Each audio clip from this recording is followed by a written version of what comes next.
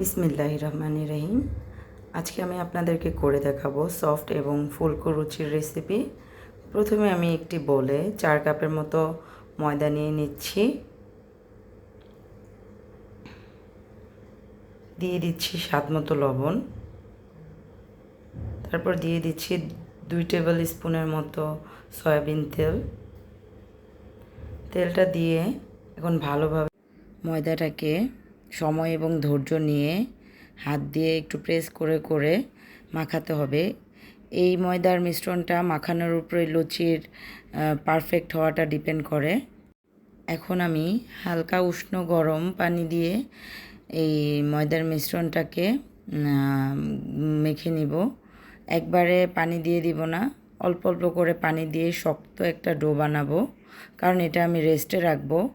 রেস্টে রাখার পরে ডোটা আরও অনেকটাই নরম হয়ে যাবে। তো আমি খামিটার গায়ে 1 টেবিল চামচের মতো তেল মেখে নিচ্ছি। এই তেলটা দেওয়ার কারণে খামিটা ড্রাই হয়ে যাবে না। তো তেলটা মেখে আমি এই ময়দাটাকে 20 মিনিটের মতো রেস্টে রাখবো। তো 20 মিনিট পর ফিরে আসলাম। দেখতেই পাচ্ছেন আমার ময়দাটা কি সফট হয়ে গিয়েছে। এখন আমি ময়দাটাকে হাত দিয়ে একটু ময়ান করে নিচ্ছি।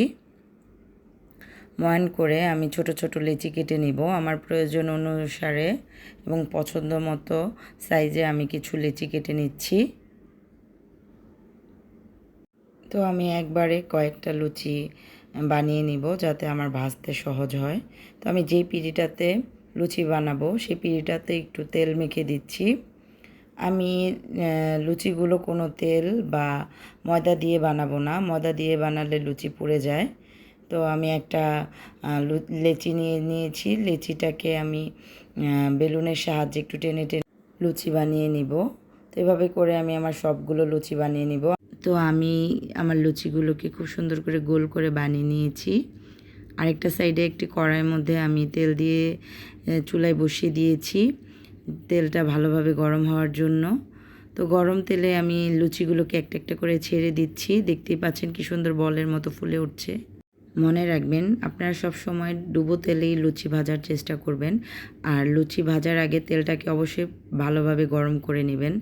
গরম তেলের মধ্যে লুচি দিলে লুচিটা খুব তাড়াতাড়ি তেলের উপরে ভেসে ওঠে এবং বলের মতো ফুলে ওঠে।